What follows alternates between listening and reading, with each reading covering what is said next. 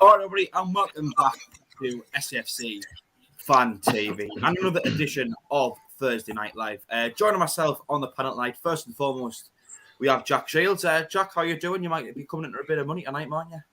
Hi, last man standing if Liverpool win. No, I'm all right. Looking forward to the weekend, as I always am on the Thursday. But no, I'm doing all right. Not too bad. Good to hear. We also joined by the man mistake there, down in the bottom right-hand corner. Terry, how are you getting on?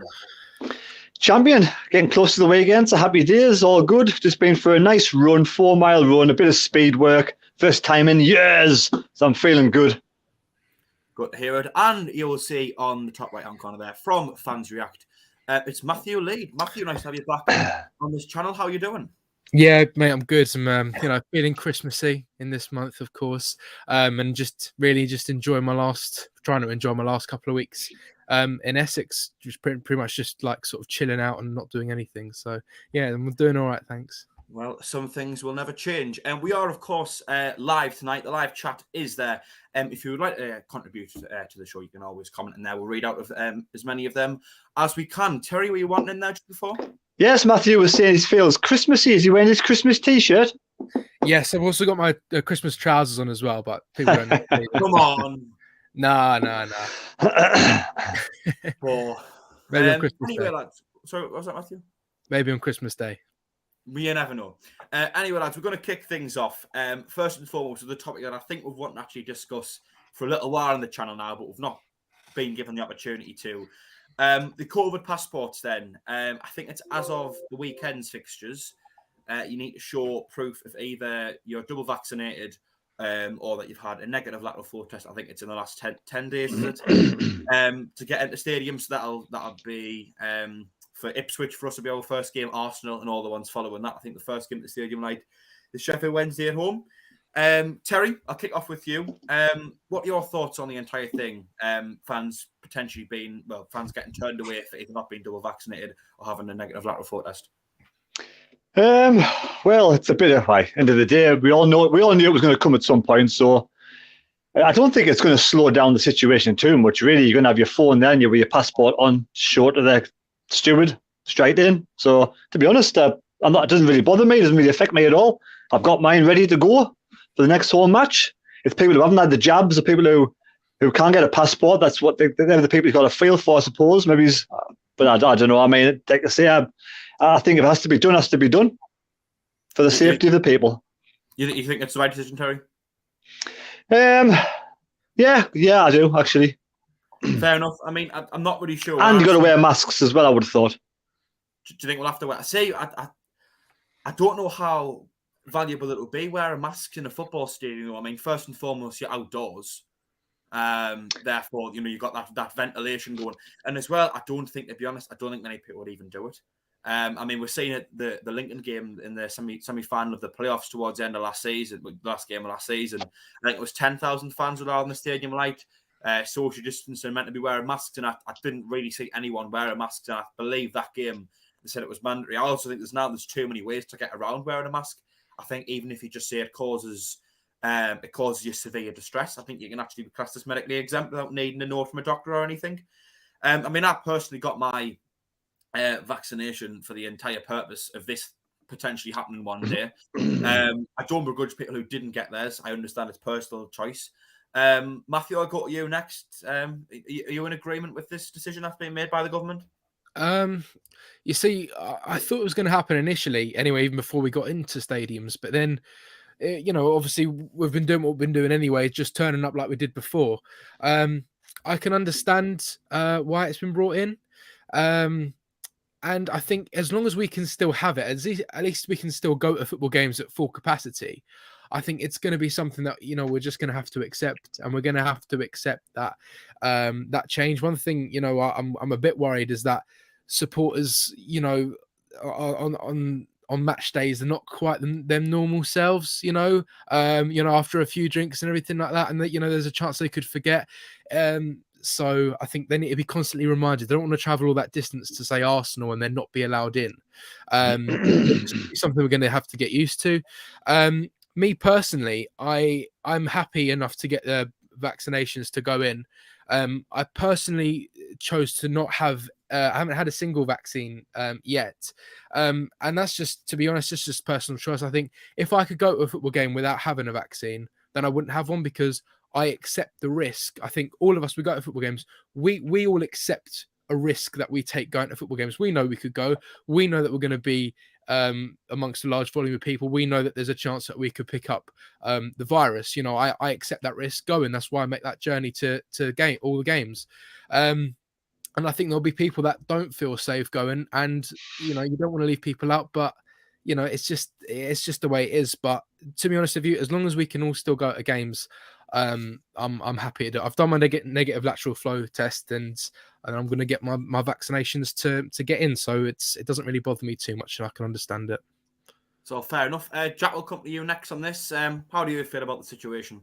I think it's preferable to not go into games. You know, I don't know what the other lads thought, but when we couldn't go to games for like 6-9 months, wherever it was last season, it was horrendous. You can watch a game on a stream, but there's nothing beats actual live football, particularly away from home and the culture, going away from home with the lads on the bus or travelling down. So anything is preferable to not going to the games. I think it's necessary at the minute because we are getting the spike, and I do understand some people saying that, you know, we've had all season like this, or half the season, shall we say, and now it's all changing.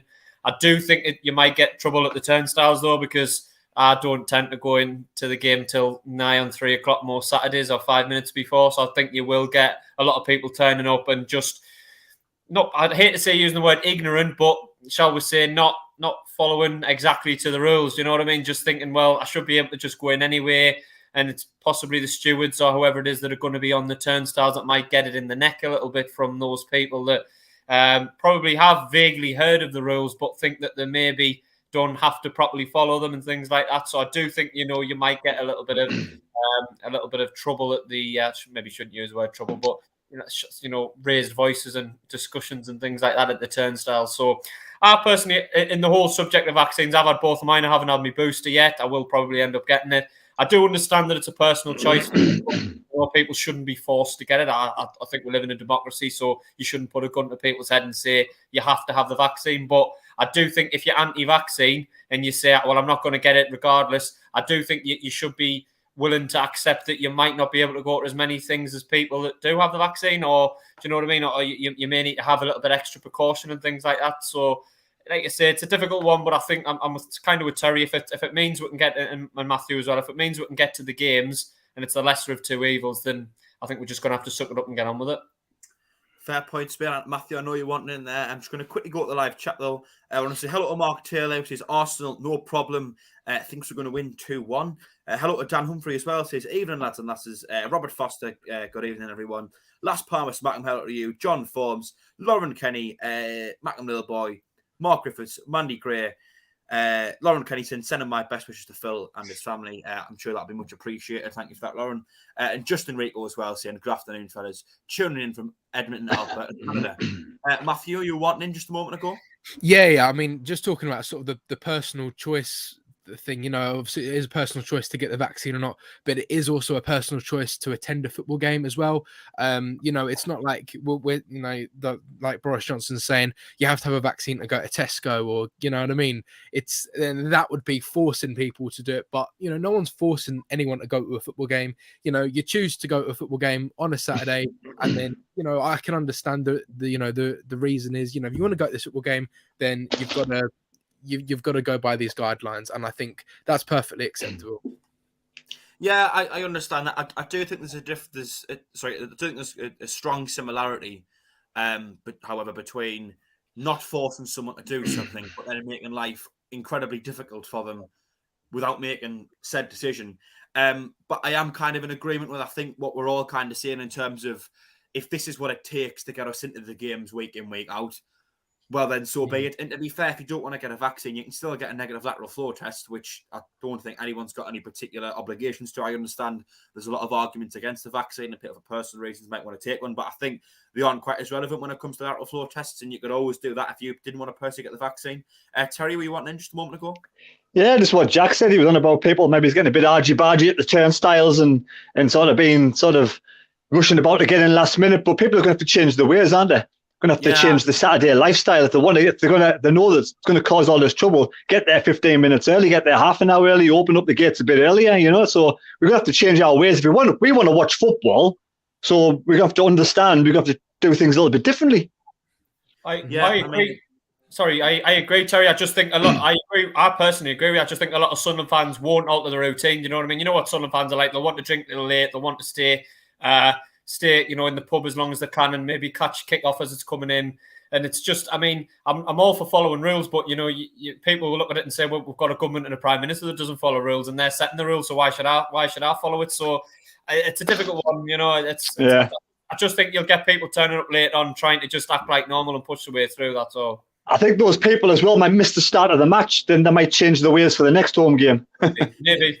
I think in general, people, when we've had to see, over the last 2 years, people have had to change their lives drastically. And again, this alteration is going to have to cause people to change slightly. I mean, let's be fair. Is it really that hard to get to the ground 10, 15 minutes earlier? Not particularly, not really.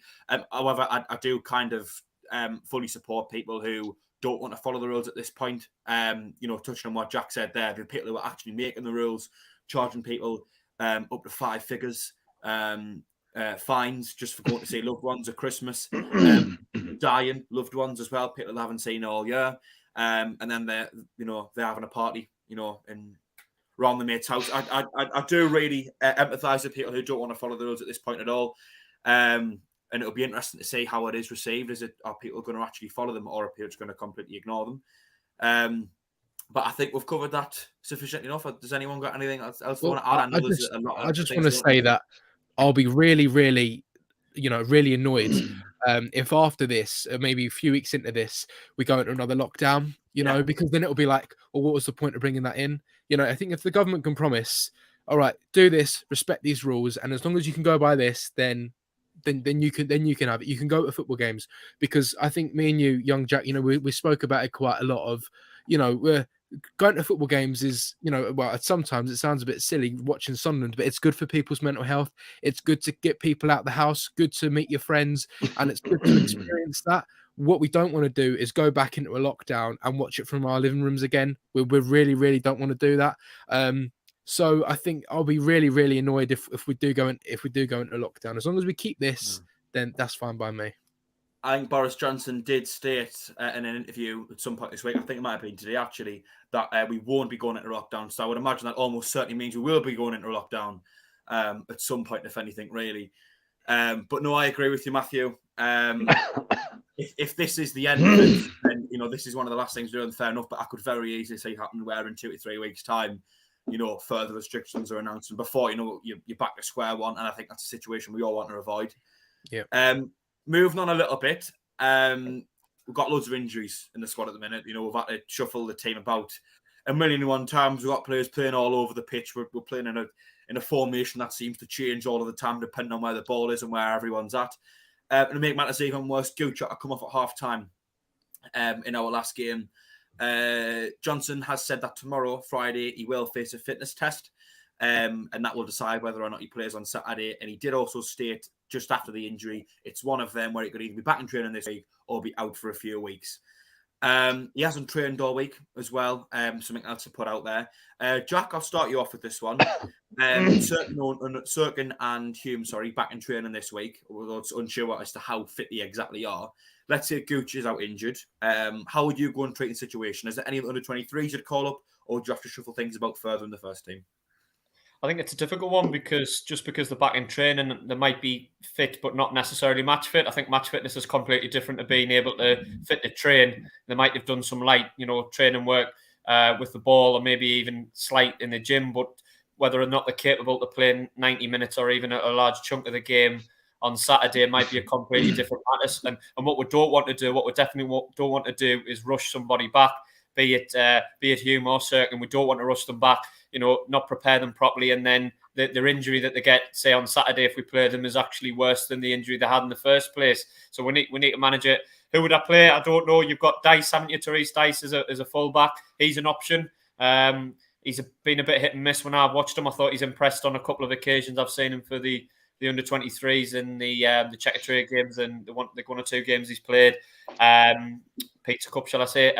But when he hasn't, whether or not he's capable of going in League One, I don't know. He's probably the most natural in that position, but it's a big step up. I think sometimes maybe play him, but I don't really know. I would do anything to avoid rushing somebody back, though. I'd really avoid trying to do that, because I think when we've seen it before, with players when we've tried to get them back and then they end up, collapsing or coming on the pitch and pulling up or whatever, and it means they're out for 6 months or to the end of the season, which is exactly what you don't need. I mean, Jack, can I ask Jack there? Last week at halftime, Gooch went off. Embleton came on, didn't he? Is that correct? Yeah. So yeah, I think you're right. Where did Embleton actually play? Who played in the centre of midfield? Did Winchester move back to right wing back? Winchester went back. Yeah, went to fullback, didn't he? Winchester back to fullback, and then Embleton in the midfield. I thought that was the way it went, but I might be wrong. One of the other lads. So it was Embleton with Dan Neil. So would you not start that against Ipswich? I don't know, because it depends where you play Gooch. Which side would Gooch be on? Do you know what I mean? But let's see if Gooch is injured and he can't play. Gooch was lining up on the left-hand side with Bailey Wright towards the right. I think it was a case of Gooch goes forward, you shift to a back three. When you're defending, you both tuck in, and it becomes a back four with Bailey Wright as the other fullback. Winchester went over on the right-hand side, and then Callum Doyle took Bailey Wright's role on the left-hand side, Embleton to go in the middle. But Terry, just on what you're saying, do you think Neil, Embleton and Pritchard is essentially midfield three? Do you think there's enough solidarity in that midfield, enough bite? I think Winchester's done an exceptional job, in my opinion, of being able to control things a bit more of an experienced head and someone who's going to sit off a little bit or have a little bit more defensive capabilities about them. I wouldn't want to move Winchester from midfield. I want to keep Embleton. I want to keep Winchester and Neil at midfield. So what do we do? Do we bring another? Could we play Alves at right back? We could play Doyle at left back, and then have your Wright and Flanagan in the middle. Do you have 4 proper defenders, or is he going to continue playing the wing backs? If that's the case, who does he have as a wing back? So it's. I think personally, what he'll do is he'll try and stick to the senior players that have been fit. So I think there'll be either Alves, O'Brien, or Embleton who'll come in, and something will change. I wouldn't be surprised if Embleton came in the middle, but equally, it's not the decision I would make. Equally, I think you could put Alves at right back, but it seems to me as if Johnson doesn't really like him, or doesn't really seem to want to play him if he can avoid it seems. And as for O'Brien, I don't really think he fits into anything he can do. My personal opinion will be to put Tyrese Dyson. Jack mentioned it there. He scored the other day. I know Jack said he's thought he's been hit and miss when he's played, but my personal opinion is I've always thought Dice has done a decent job when he's came at the first team. He seems to be fairly flexible in where he can play. Plays left back, plays left middle a lot of the time. Could also probably play as a wing back. He's even filled in up top. I think he's very physical. He's got a lot of attributes. I also think players of under 23 players at our club at the minute, if they're not good enough to make the first team right now, they're never going to make it at our club. It's as simple as that. And I think Dice is 21 now, starting to get that age where you're not really, a proper youth team player really, and you need to start making first team appearances. So my personal opinion would be to put Dice in there, leave Sirkin and Hume out to rest still, or to build up the match fitness to make sure they don't pick up, an injury that could see them out for a large remainder of the season. But you could do anything really. I mean, Terry, what is it that you would do exactly? Well, we'll definitely leave Winchester and Dan Neil in the centre for certain. And then it's do you go flat back 4? If that's the case, you could bring Embleton on the right hand side with Pritchard in front. Does he go 4-3-2-1? We know he likes to play either his 4-3-2-1 or his 5, whatever it is. I don't know, is it 5-3-2 or something? Something like that anyway. And I can't forget what it is now. But the wing back system, so he's going to play one of those 2 systems. So either way, for me, you've got to leave Winchester in with Dan Neil in the centre, and then build around the core of the midfield. Pritchard could actually play on the left hand side, and Diarra could go to the right hand side, and then you also got Broadhead and Stewart up front. Do you go 4-4-2 against Ipswich? We'll go 4-2-3-1. Yeah. I think what we've been playing recently is a mixture of 4-2-3-1 and 3-4-1-2. It just depends on whether we're going forward or defending and where roughly everyone is on the pitch, I think. If you go 4-2-3-1, you've got to play Broadhead on the left, haven't you? That's the case.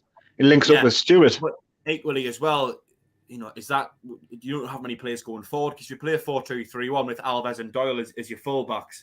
Now, I know this is just the state of affairs with injuries at the minute, but I think playing 4-2-3-1, you kind of want to at least have your full-backs going forward a little bit to contribute to the attack. If you're playing 4-2-3-1, I don't think you can really play it with your full-backs not at least getting forward a little bit, or one of them not pushing on a lot of the time. Otherwise, you just get a bit exposed in the midfield, a bit flat-footed. So I don't know if we've got the personnel to do that at the minute. And that also takes into account there's 5 games postponed in League One this season, this weekend. If we get 1 or 2 with COVID as well, we would have nobody really apart from the youngsters. I mean, we could probably get the game called off with 1 or 2. But I think Matthew, is it 12 or 13 players? I think it might be 12 and a goalkeeper. As long as we have 12 senior players and a goalkeeper, 12 players including the keeper, then I think we'll be forced to play the game. But we're only an injury away from having, from not even having that. So, if we do get a couple of players of COVID, might not have any other option. But before I go to you, Matthew, on this, I just want to give a very quick thank you to Marianne and Carl Taylor, who've donated $5 saying, "Hi boys, give my love to Philly, going for a 2-0 win." So thank you to Marianne and Carl Taylor, as always, for your donation. Matthew, your opinion on this then? If Gooch is out injured, how would you look to deal with it? Who would you bring in? I tell you what, just whenever this subject is brought up, I just get a headache because I'm thinking of all the different formations and all the numbers being thrown out and all the different players being shuffled around everywhere. One player that isn't really spoken about too much, I think, is Frederick Alves, who I think in one cup game, got put to play fullback, either right, I think it was right back or something like that. It was against Mansfield, wasn't it? Mansfield, yeah.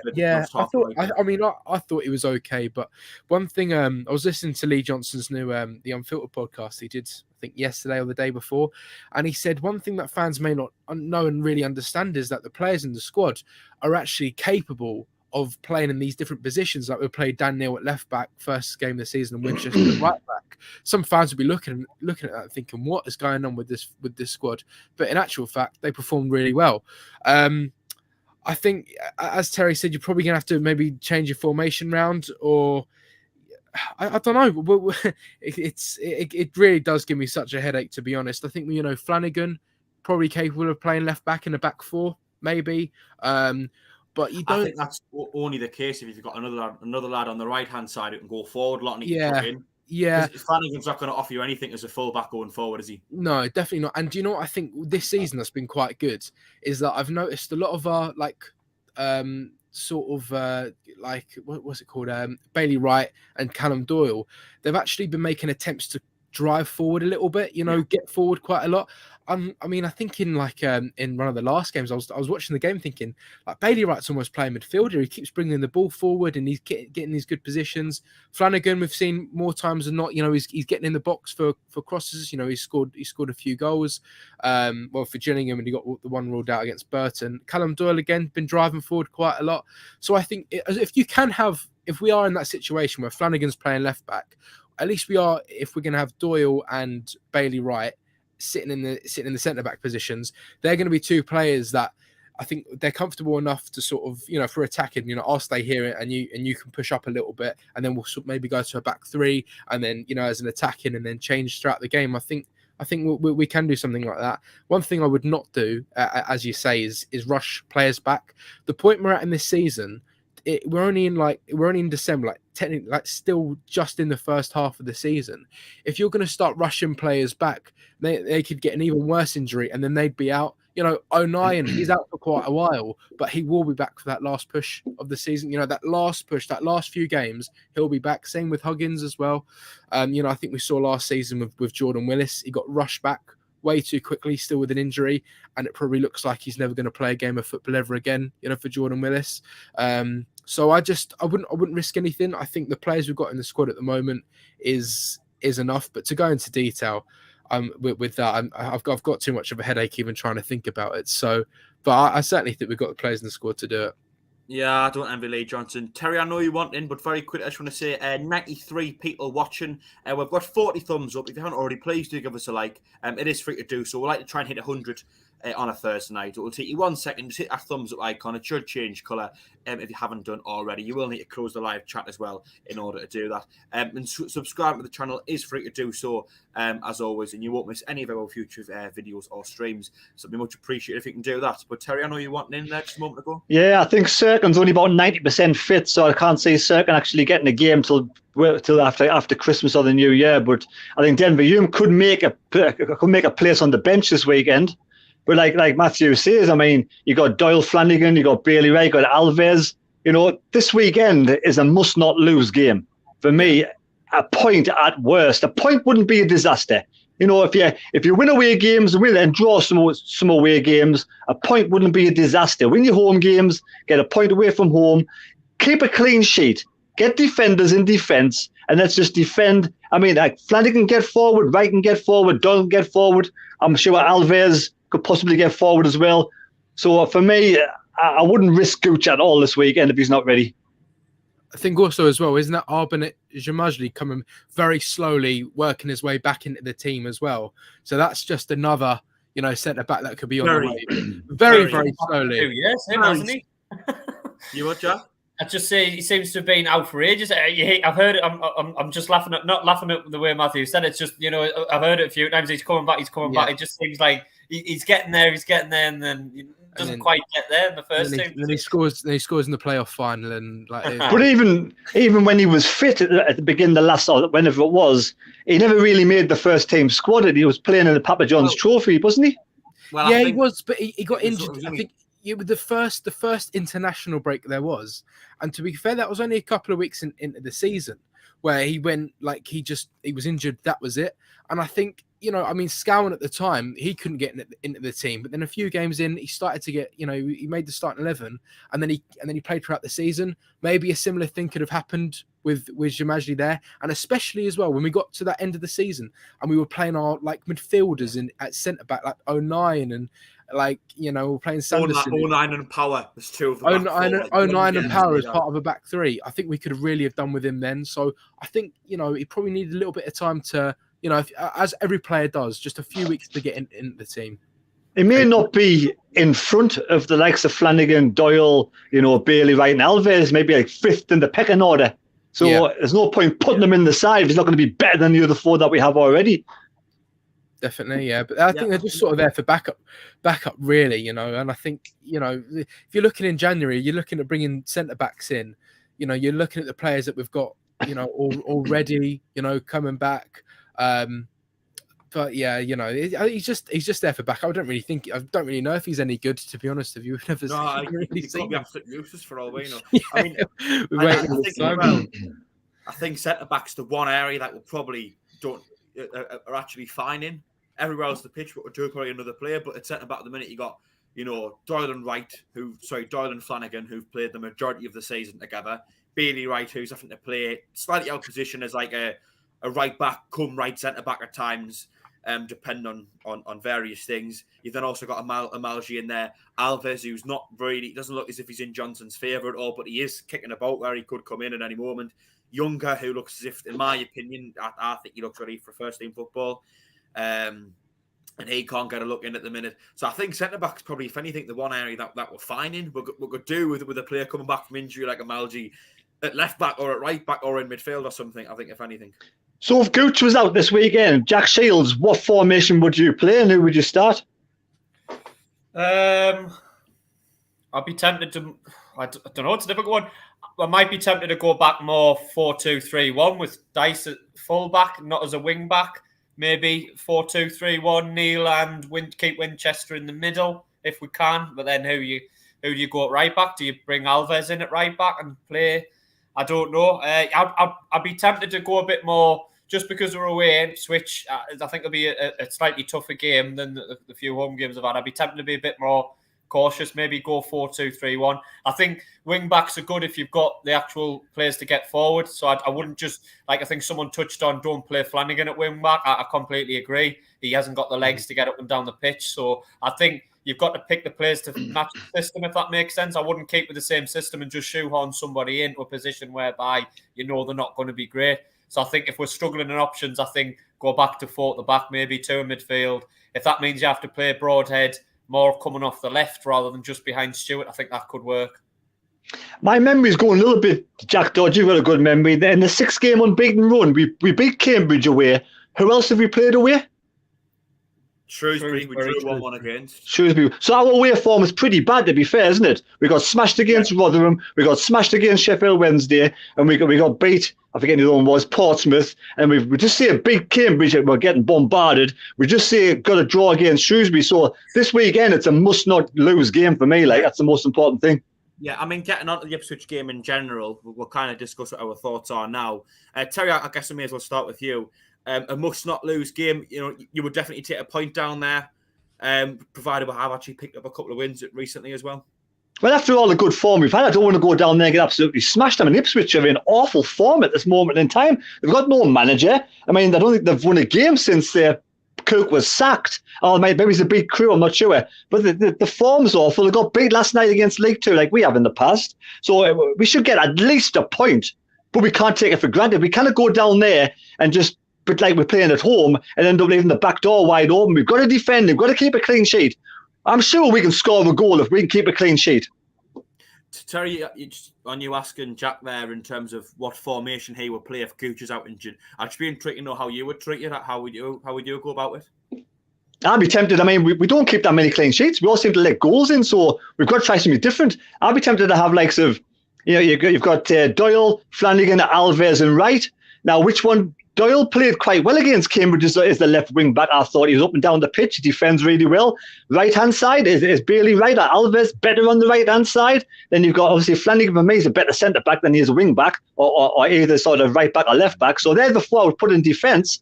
Then I would go 4 midfield. You have Diaku on one side, Pritchard the other side, then you've got Winchester and you've got Dan Neil. And then I'd have like this floating Broadhead, because for me, he's got that much energy, he gets all over the park. A floating Broadhead, and Stewart's the same. So it kind of a 4-4-2, but with a bit of sort of movement for the two up front. They can sort of have license to go and do whatever they want, help come back and help the midfield if they need to, and then get up forward in the box. You know, for me, that's the kind of formation I would play.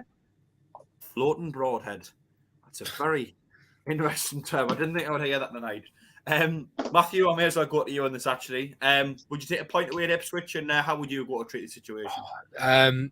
Now, I'm a very firm believer, and I was on the Roker Report 24-hour Twitter space thing, and there was a topic we were talking about quite a lot, and it's our standards in League One, and I wouldn't go to anywhere in League One and just say I'll go there and accept a point. I'd certainly want to go there and definitely go for it. I think we can all have all the belief in the world, the form that we're in. I'm confident enough in these players that we can go there and win. You know, they're low on confidence. They're in bad form.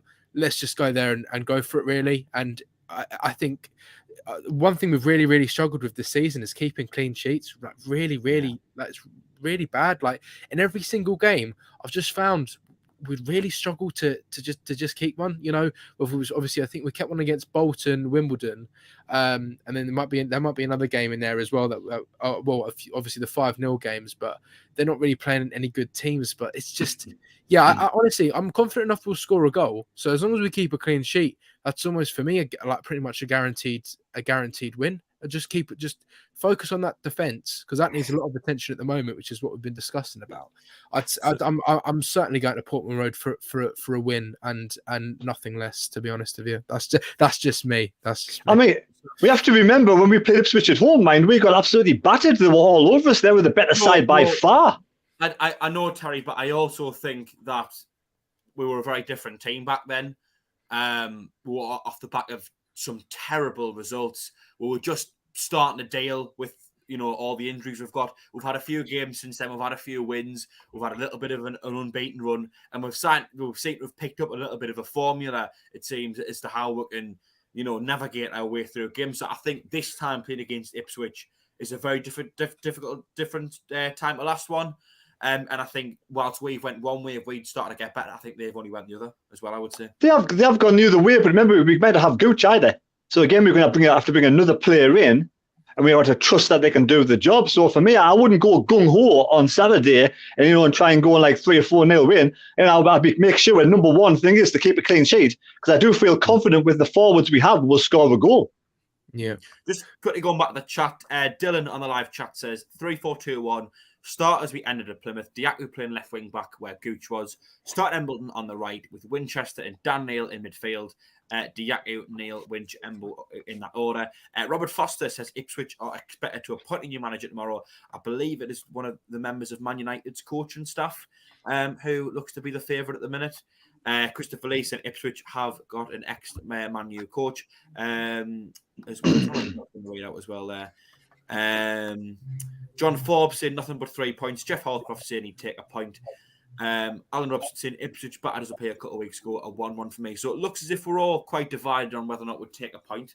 Jack Shields, how confident are you? Would you take a point away at Ipswich, or have we got to win that game, really?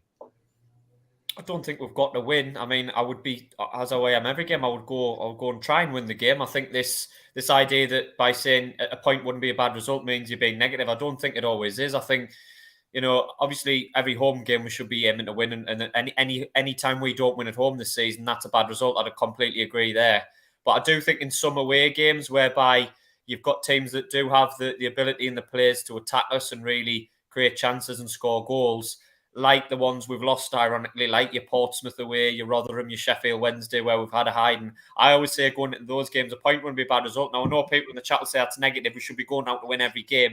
And I'm not saying that I wouldn't go out to try and win the game. Of course you would. But I think if we came out of that with a 1-1 or even a 0-0, Terry and Matthew were talking about clean sheets, and I agree, we haven't had enough of them this season. I don't think that's too bad, providing you look at Doncaster, if it goes ahead, we should be definitely aiming for 3 there. So I think I always try and look at them games as a kind of over 2 or 3. And I think if we can get 4 points, I know we've got an Arsenal game in the cup in the middle, but I'm kind of bypassing that. I'm talking about league fixtures. If we can get 4 points from these next 2 away games, I think we're doing okay. With 2 home games coming up after that, I think winnable. Sheffield Wednesday and is it Fleetwood? I think, providing all games go ahead, I think if we win both of those, if we were to get, say, 10 points, 3 wins and a draw from the next 4, I think that's decent. I think we're probably, if not above 2 points a game, certainly on 2 points a game. We're going to be very close to the top 2, if not in the top 2. I know what people are saying about Ipswich, and I think they have had a bad run of form, but they did play quite well. I thought the Stadium Light a few weeks ago, I thought we were a bit fortunate to win that 2-0. I thought it flattered us a little bit. And I think sometimes with a new manager on the way, I don't know if he's in the actual dugout, because I know people are saying he's appointed tomorrow, so I don't think he'd be in the dugout taking them on Saturday. But I think sometimes just announcing a new manager sometimes lifts the place a little bit. Sometimes, it's a bit of a feel-good factor, so you might get them flying out the traps. I think if we can weather the storm first 20 minutes, half an hour, I don't think we'll lose. But my worry is with Sunderland, they come out the traps first 15, 20 minutes and they get an early goal, and that the place is rocking. I know I shouldn't say rocking, it's only Portman Road, but they get the atmosphere going and it becomes a really tough away game. Yeah. To wrap up on Ipswich, the game side anyway, score predictions. Matthew, we'll start with you. 1-0 to Sunderland. I reckon it's going to be one of them, sort of like when we played Oxford in like that storm. It's going to be one of them really hard fought victories. Same probably against Cambridge as well. Sort of that one goal lead, and we'll hold on to that. I think it'll be one of them sort of games. So 1-0 to Sunderland. That is a very precise prediction. Terry, score prediction for yourself. If we went into those 3 away games where we got smashed against Rotherham, Portsmouth and Sheffield Wednesday with the attitude is keeping a clean sheet, a point wouldn't be a bad result. We'd be top of the table now. And a score prediction? 1-0 to Sunderland. And for yourself, Jack? I think it's got 1-1 written all over it personally. I think wouldn't surprise us if they went in front. I think we'll grow back into the game, and I think it'll be 1-1. I'm tempted to say 1 myself, but I'm going to stick my neck out, be a bit more positive. I'll say 2-1 to the lads. And we have also picked up, we've also received a super chat. Matthew, would you like to read out that for us as the guest tonight on the show? What do you lads think of rumours linking us to Zenit youngster? I'm not going to even try and say that name. I mean, it's the first I've heard of it. I haven't heard of this. Yeah, before in my life.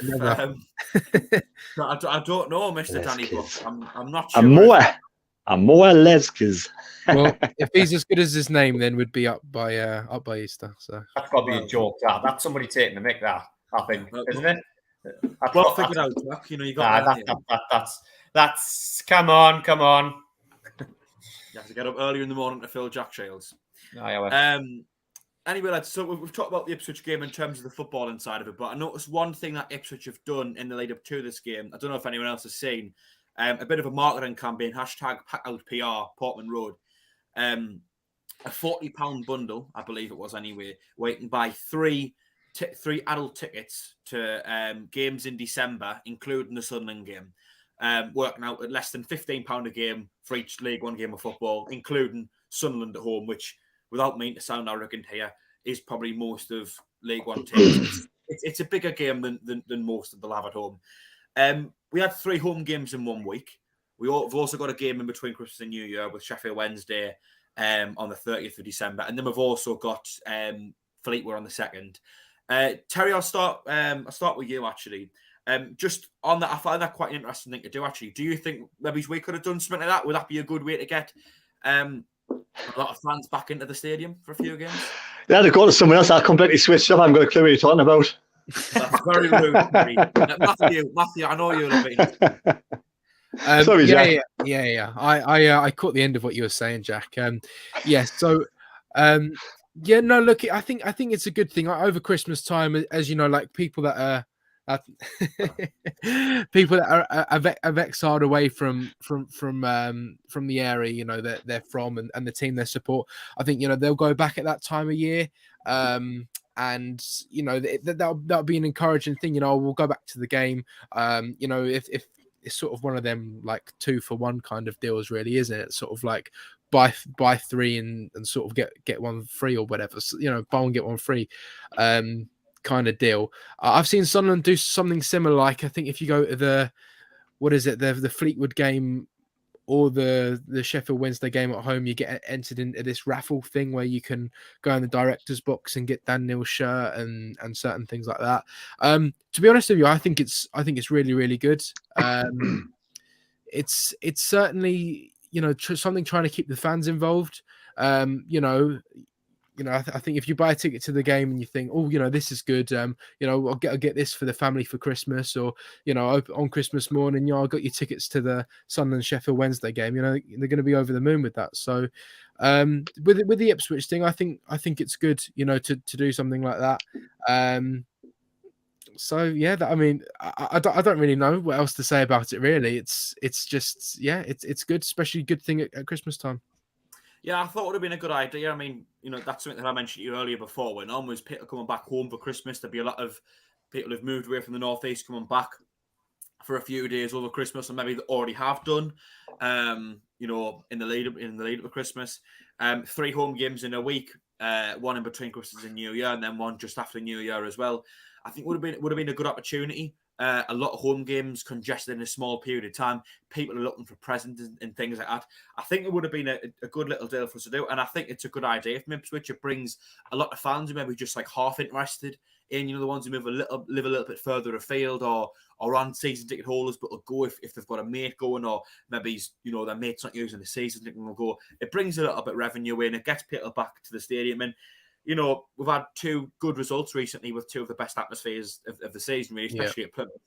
I think if fans can go and experience something like that for a reasonable price, you then increase your chance of people looking at buying half-season cards and getting fans back into that cycle of going every week. Matthew, are you wanting in again? Yeah. I think Christmas is a great time to sort of get, you know, when you're trying to get more people into the stadium. You know, we did it against Bradford on Boxing Day to get over 46,000 fans, obviously back into the stadium. You know, there wouldn't be another time of year to do something like that. So when Christmas does come around, it opens up more opportunities for the football club to, you know, sort of get more fans back on side, and then even for the football club to get more money into the club. So I think it's kind of a win-win for both sides, really. So I think it's important to, you know, for any football club to make the most out of sort of this time of year. Yeah, Jack, yourself, think it's a good initiative from Ipswich? Yeah, I'm fully behind anything to get fans back in the stadium. I know you'll get kind of criticism from social media and certain teams saying, "Oh, free tickets and, you know, season tickets or Happy Meals and all that garbage." But I think anything to get the fans back in, because I think the stadium is. I mean, I know we're all biased, but I think when it's rocking, like I know I've used Portman Road rocking earlier, but I think when you get a crowd up, I think our stadium's one of the best. I really do. I think when you get 40-odd thousand in and you're making noise, I think it's loads better than if you've got, you know what I mean. You far rather have 40,000 or 45,000 or whatever with cheaper seats than trying to keep it at a higher price and only having 25 or 30,000. I'm using an extreme example because it's not going to be that much difference. But I think anything to get the fans back in, and I agree with what Matthew said. I think mums and dads at this time of year are looking for Christmas presents for kids. And if it was anything like my mum and dad, you know, I usually went to the Boxing Day game. It was one of the things that I would get as a Christmas present. If someone were at home on Boxing Day or the 29th or the 30th of December or whenever, it would always be one of my Christmas presents, get a ticket to the match. So I think it's a great way to get kids hooked around about this time of year, and then they might want to go to more games, and you might have a season ticket holder in a few years' time from a little boy, you know what I mean? You know, and if he gets, you know, we need to get as many fans in as we can. So, and anything, like you say, you might get some people criticising it, and it might come across as a little bit cringy, but anything to get the fans back in gets my vote. I think it doesn't matter how you do it as long as you get people at the match and you get bums on seats, so to speak. And I think it's vital at this time in particular that we're doing all we can to get young fans interested. I mean, you kind of said it there, really, Jack. It's that process of getting a kid to the odd game here and there. It's what happened with me. I got taken to a couple of games here and there by my dad. Then all of a sudden you get hooked because of one experience, and there you go, you're a season ticket holder, probably be a season ticket holder for the rest of my life. Go to, you know, the vast majority of away games, you've got a supporter there for life. And I think at the minute with, and I don't like to talk about them too much, but, you know, elephant in the room, you know, I still have experience in the takeover they've had. I know things aren't going very well for them at the minute. However, if things go to plan as to how it is, you know, what they all think is going to happen. Even if they manage to stay in the Premier League, you got a club up the road who are regularly having United, Liverpool, City, these types of teams coming to the stadium. Kids who are from, you know, your areas in between, you know, your South Tynesides or County Durham's, where, you know, you tend to get a lot of people support as well, or even Northumberland, where they've got to come through Tyneside. You get a lot of those kids who, you know, instead of coming to Sunderland watch a League One game of football, they might just decide to go to St James's because it's a better day out. You get to see some of the world's best players. So it does concern me a little bit that the longer we're in this division, there's less of a pull to go and support Sunderland. If you've got nothing to do with them, if your dad isn't a Sunderland fan, or if your uncle isn't, or your mates aren't, and it's up to you who you decide. You might end up going towards that side because you might be getting a little bit more of a premium experience there.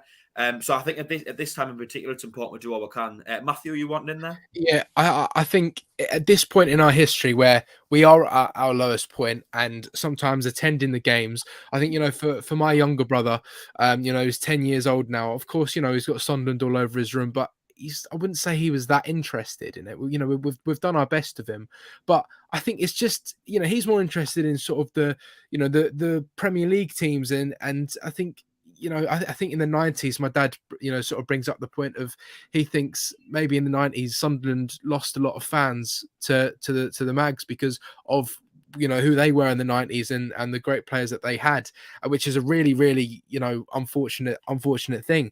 This is a vital point for Sunderland to keep sort of the younger generation who will be in 20, 30 years time, will be the season ticket holders, going to every game, going to every away game. I remember when I was younger, and I mean, it wasn't that long ago. Now I was getting like the Junior Black Cats magazines. You know, I was having the posters put on my wall. That I don't think that even exists anymore. The magazines going the younger kids, trying to keep them involved, which is quite poor. So I certainly think something like that needs to come back in. I think just bring in, you know, these are going to be, you know, the Sunderland fans of the future, and I've seen, you know, people's family, you know, they're Sunderland fans, and you know, some of them have defied their family, and then they've gone on to support you know, the Mags because they go to school with friends who are Mags, and they go, oh, do you want to come to the game? And then it's kind of like, well, then their heads turned, and then their future, their family are going to be black and white, and it's not a positive thing. So I think the football club, they've got to, you know, they've got to keep the fans involved. You know, it's got to be a fun experience going to Sunderland games, and we just got to try and keep these kids involved, really. Like where I've grown up with Arsenal fans, Tottenham fans, West Ham fans. I mean, I could probably go to their games every week and watch Premier League football, but I enjoy going to Sunderland games more for some reason. I'm not too sure why, but I think it's from a very young age that I felt part of being a Sunderland fan. And I think it's what the club have got to do now. They've got to try and keep the younger generation involved and like that initiative. Get them involved at Christmas time. That's a great time for them. Jack, I know you want in, but we haven't met Terry on this yet, so I'm just going to go to Terry very quickly. On the whole thing that Ipswich have been doing with the 4 adult tickets to 3 adult tickets for 40 quid and everything else we've talked about, what are your thoughts on it? Do you think it would have been a good idea for us to do something like that? Oh, definitely, especially at Christmas time, like you've all been saying. I mean, like a discount or whatever. Like say, I don't know, you get 3 tickets and you get 1 free, whatever it is. We used to do it before. We used to spend so much in the shop, the club shop, and you got a free ticket to a Premier League game. I remember once it was Stoke or something, and I don't know, but yeah, some incentive to do something, but I agree with us all, yeah. Yeah, Jack, you want an inch before? Yeah, I just think we really need to be tapping into the local community, like Harry's just touched on there. Maybe get initiative where certain schools can, do, I don't know, like PE challenges or something, and that wins them Sunderland tickets, or maybe get some of the Sunderland players to go out and do an odd day or an afternoon at a school and get some tickets, discounted tickets or something like that. I think anything, because you've got, the Northeast really is a hotbed for football, but I think with what's happened with a few months ago, that lot up the road, they're being taken over. Do you know what I mean? If they do start being successful, that might turn a few youngsters. I mean, people our age, you're never going to get lads our age, even sort of 10, 12-year-old. If you're Sunderland now, you're going to be Sunderland forever. Yeah. But it's just the little ones, like you say, if you do, they're kind of sitting on the fence at the minute. They're not going to say they're from, I don't know, Washington or Chesley Street or County Durham, like you said, Jack. The more likely to go to Newcastle to Premier League game, they might see Premier League, stars, however. And I think we need to tap into the local community. I think if you can get initiatives in school, like you say, get kids doing, I don't know, like some sort of football tournaments, and maybe have Dan Neil or Luke O'Nien or someone like that coming to the school, you'd be surprised at how much that can turn kids to suddenly want to start going to games regularly. So I think I agree with what the lads are saying, that there's something there, you just need to tap into it.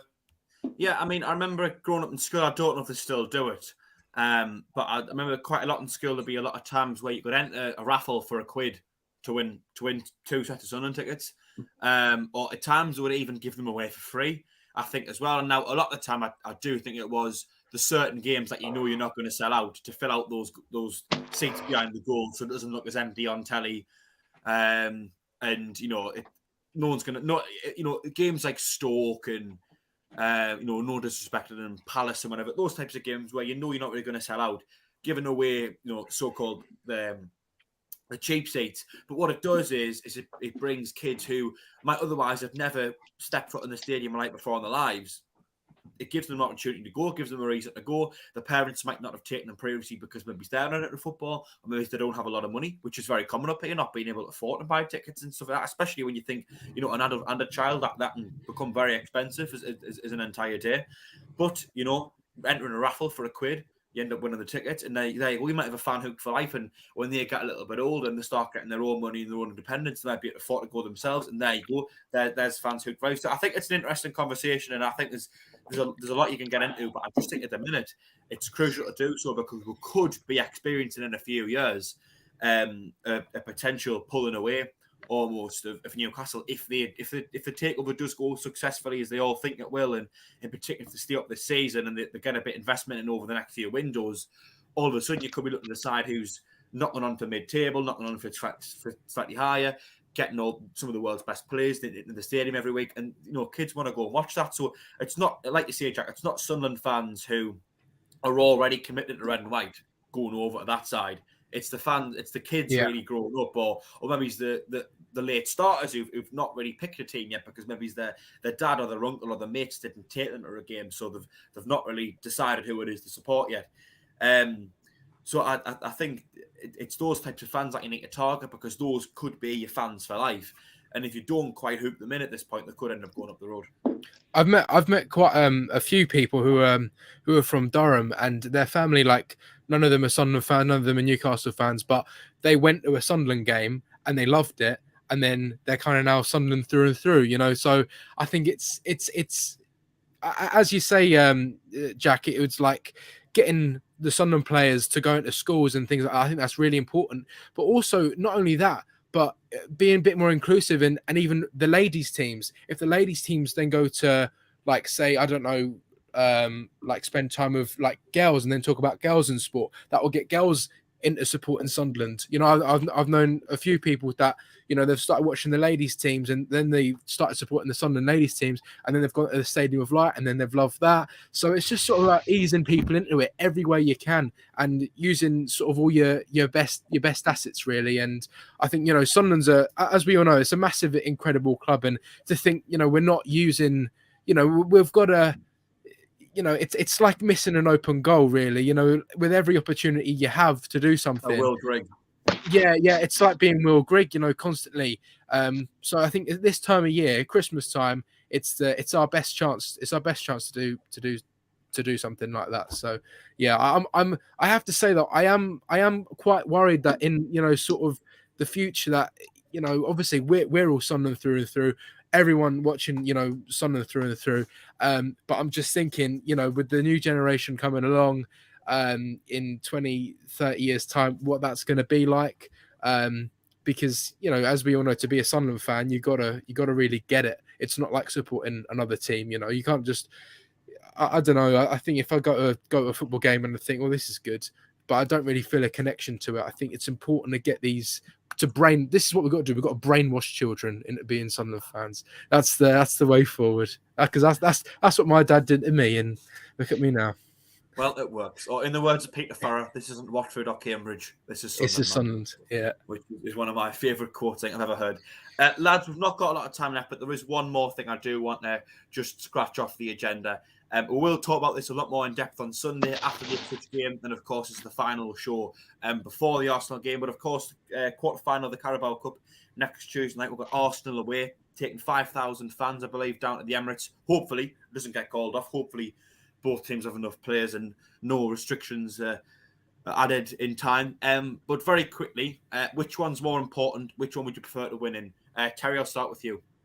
100% Ipswich game. But, I mean, they were talking of the Premier League of maybe having no matches until after Boxing Day, have a little bit of a 10-day break. Now, that's going to go through because, I mean, half the matches are called up this weekend already. So, to be honest, I wouldn't be surprised if the game's called off next week. I'm going to certainly hope not, but you never know. I mean, I would rather win Ipswich. I think it's a much bigger game. But Jack, yourself, would you rather win down at Portman Road or win at the Emirates if you could only choose one? Yeah, I think you said 5,000. I think there's been another 5,000 people on Facebook asking for tickets, haven't they, every day on the Sunderland AFC Facebook and Twitter page. Anyone got a ticket? Anyone got a ticket? I'll be pleased when it's next Tuesday to stop being asked about it. You know what I mean? But in all seriousness, yeah, I mean, Arsenal's just, I hate to use the term, but it's just a nice game, isn't it? You know, we haven't been to a Premier League ground for a while, and it'll be great for some younger lads that haven't really been to that ground, the Emirates. I fully expect if the game does go ahead, Arsenal to, you know, give us a good hiding, because I think they'll play a pretty strong team. So I'm not really concerned about that. My ambition is always to get out of League One, and I think winning at Ipswich will give us a much better chance of doing that. So Ipswich all the way. Yeah, I agree. I think it'd be, I hate using terms like this, but it's a bit of a nice day out, you know, going back to a Premier League ground. And I think, you know, the players did well to get so far in the Cup, so it's a nice reward for them. You can't really exactly play a weekend side against Arsenal, who are probably going to play, whatever side they play, it's probably going to match, if not be a lot better than ours. But you know, I think it could be a nice experience to go and enjoy, and then kick on with the last half of the season. Matthew, finally, make a brief. Which game would you rather win if you were to choose one? Arsenal, Right. because I